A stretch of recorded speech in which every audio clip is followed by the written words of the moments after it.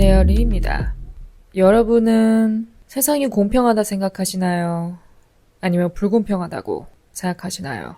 오늘은 프리스타일입니다. 제가 팟캐스트를 시작한 이후로 프리스타일로 녹음을 해본 적이 거의 없었는데 오늘만큼은 뭔가 그냥 딱히 짜여진 아웃라인 없이 생각나는 대로 말하고 싶어서 이렇게 녹음을 시작합니다. 그래서 다소 이야기가 좀 중구난방일 수도 있다는 점 양해 부탁드리고요. 이야기가 너무 산으로 가지 않도록 잘 컨트롤 해보겠습니다. 세상은 공평할까 불공평할까? 저는 이 공평과 불공평 사이를 왔다 갔다 해요. 항상 그랬던 것 같아요. 나에게 닥친 일 혹은 내가 관찰한 일이 정당하다.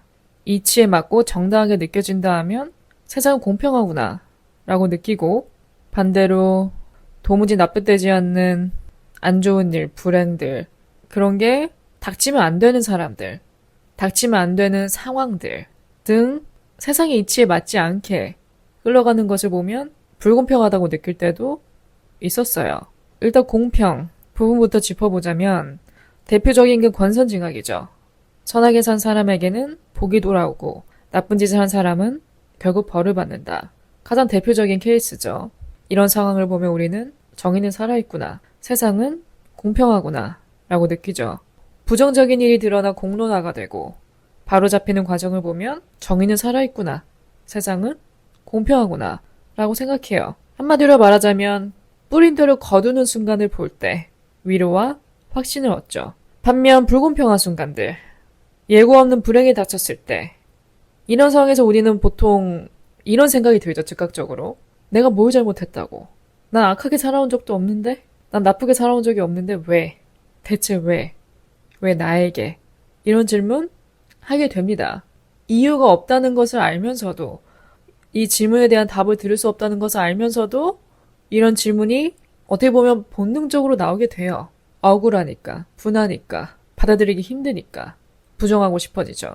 인간의 삶에서 일어나는 비극은 내가 어떻게 살아왔는지와 무관하게 정말 그냥 이유 없이 닥칩니다. 또 그런 비극적인 일, 불행이 닥쳤을 때 우리는 이런 생각을 하죠. 세상이 날 억까하나? 내 강인함을 시험하려 하나? 내 믿음을 시험하려 하나? 같은 질문을 던져요. 혹시 내가 여태까지 너무 복에 겨웠나? 내가 너무 행복했나? 행복에 겨웠나? 너무 복에 겨워서 이제 이런 시련이 오는 건가? 이런 시련이 올 타이밍이 된 건가? 라는 생각도 하게 됩니다. 그럼 이런 상황에서 우리는 어떻게 해야 할까? 이런 상황에 정말 닥치면, 내 현실이 되면 우리는 어떻게 해야 할까? 제가 팟캐스트 에피소드, 약간의 철학적인 주제와 관련된 그런 에피소드에서 꾸준히 언급했던 부분이에요. 받아들이고 맞서라. 이게 말은 쉽습니다. 저도 그때 제가 내뱉을 때는 쉬웠어요. 왜냐면 당장 내 현실이 아니니까. 당장 나한테 닥친 일이 아니니까. 근데 이게 정말 내 현실이 되면 살짝 힘들어집니다. 말처럼 쉽지 않아져요. 보통 이런 일이 닥쳤을 때 인간의 심리 변화는 대개 이렇게 진행되는 것 같아요. 부정부터 시작하죠. 이런 불행을 못 받아들이겠어. 받아들이고 싶지 않아. 너무 불공평해서 부정하게 돼요. 내가 지금 꿈꾸고 있는 게 아닐까 라는 생각이 들 정도로 현실을 부정하게 돼요. 정말 그냥 부정하고 싶어요. 눈 감았다 뜨면 이 모든 게 꿈이었으면 하죠. 하지만 시간이 지나면 차츰차츰 받아들이게 됩니다. 수용하게 돼요. 왜냐면 아무리 억울해도 부정해도 후회해도 달라지는 건 없으니까. 내 현실이 이제 남의 현실이 아니잖아요. 내 거잖아요. 달라지는 건 없죠. 달라지는 게 없다는 것을 받아들일 때부터 저는 이 극복의 프로세스가 진행된다고 생각합니다. 그러니까 어떻게 보면 받아들이는 게 첫 번째 고비, 두 번째 고비가 맞섬이죠. 어떻게 해요? 닥쳤는데. 맞서야죠. 이겨내야죠. 하늘이 무너져도 솟아날 구멍은 있다 하죠. 이 말을 모르는 사람은 없을 겁니다. 굉장히 흔한 속담이면서 뭐랄까 좀 직관적이에요. 딱 들으면 어떤 의미인지 알잖아요, 우리가. 다 길이 있다는 거죠. 어떤 상황에서든. 단순하고 직관적이며 강력한 메시지인데 막상 이런 어려운 상황에서 이 말을 떠올렸을 때 처음에는 그렇게 와닿지가 않아요. 그 솟아날 구멍이 어디 있는지 모르겠으니까. 보이지 않으니까, 보이지 않는 것만 같으니까 처음에 그렇게 와닿지 않는데 그 내게 닥친 문제를 받아들이고 하루하루 맞서 이겨내는 내 모습을 보면서 그 구멍들이 보이기 시작하는 것 같아요. 솔직히 구멍이 보인다 해서 와, 이거다, 이게 길이다, 답을 찾았다 이런 느낌이 아니라 일단 이렇게 하면 어떻게든 그 다음 스텝으로 넘어갈 수 있겠지. 또 그 다음 스텝으로 넘어갈 수 있겠지. 그 허들을 하나하나 넘는 느낌? 그렇게 다가오더라고요. 여러분들의 인생에서 이것만큼 더한 워스트는 없다. 이게 최악이다. 라고 느껴질 만한 일들에는 뭐가 있나요? 저는 제 인생에서 가장 워스트한 nightmare, 끔찍한 일은 내 불안감 중 하나가 현실이 되었을 때. 일상 속 불안감이라는 에피소드를 제가 만든 적이 있어요. 아마 1년 정도 되지 않았나. 그때 제가 가지고 있던 여러 가지 불안감들, 크고 작은 불안감들, 그런 것들을 나열을 했었는데 그런 것들 하루아침에 사라지지 않아요. 어떻게 보면 평생 안고 가는 불안감입니다. 물론 그 레벨은 조절을 해야겠죠. 막 그게 내 삶에 큰 지장을 줄 정도의 불안감이라면 어떤 해결책이 필요한 거고, 그냥 인간이라면 누구나 느낄 수 있는 불안감이다. 누구나 떠올릴 수 있는 그런 불안감이다 하면은 그냥 받아들이고 인지하는 것 자체가 어떻게 보면 대응책이지 않을까라는 비슷한 말들을 제가 했었어요. 내 불안감 중 하나가 현실이 되었을 때, 평소 불안해하던 일이 진짜 일어났을 때, 그것만큼 사람 무너지게 하는 건 없을 거다 라고 생각해 왔어요, 저는. 그런 일이 실제로 닥치면 난 뭔가 못 이겨낼 것 같아. 그럼 어떻게 받아들이지? 어떻게 이겨내지? 라고 여길 정도의 큰 고비가 현실이 되었을 때, 그게 최악이지 않을까. 대표적인 게 나 자신 혹은 내가 사랑하는 사람들의 안위죠. 누가 아플 때, 어떤 사고를 당했을 때, 뭐 어떤 사기를 당했을 때, 그런 것들이 어떻게 보면 가장 하이 레벨 수준의 고비죠. 이런 류의 불안감은 저는 누구나 갖고 있다고 생각합니다. 심지어 아이들조차도. 어린 아이들도 만약에 아빠가 오늘따라 집에 늦게 들어오신다 그러면 걱정하잖아요. 아빠 왜 안 와? 이러고. 엄마가 아프면 걱정하죠. 아주 어린 아이더라도 엄마가 아픈 모습을 보면 어떻게든 엄마를 좀 케어해주거나 이렇게 안아주려는 그런 행동을 보이죠. 보통 우리가 어렸을 때는 나보다는, 내 자신보다는 주변 사람들에 대한 불안감, 내 사랑하는 사람들에 대한 불안감, 이 주를 이루는 반면 성인이 되면, 크고 나면 이제는 내 사랑하는 사람들뿐만 아니라 내 자신의 안위, 건강도 걱정되기 시작해요. 어떻게 보면 자연스러운 것 같습니다. 그래서 저는 이 불안감이 현실되었을 때 실존적 충격이죠. 평소 불안으로만 존재하던 게 실제로 내 눈앞에 펼쳐질 때 단순히 사건 자체의 고통보다 내가 두려워하던 게 결국 나를 덮쳤구나 라는 어떻게 보면 이중의 타격을 받게 되죠. 근데 아이러니하게도 막상 그런 상황이 닥치면 생각보다 인간은 버티고 적응하게 됩니다. 웃겨요. 머릿속에 상상으로만 그려낼 때는 난 안 돼. 난 못할 것 같아. 나는 감당하지 못할 것 같아. 나는 이겨내지 못할 것 같아.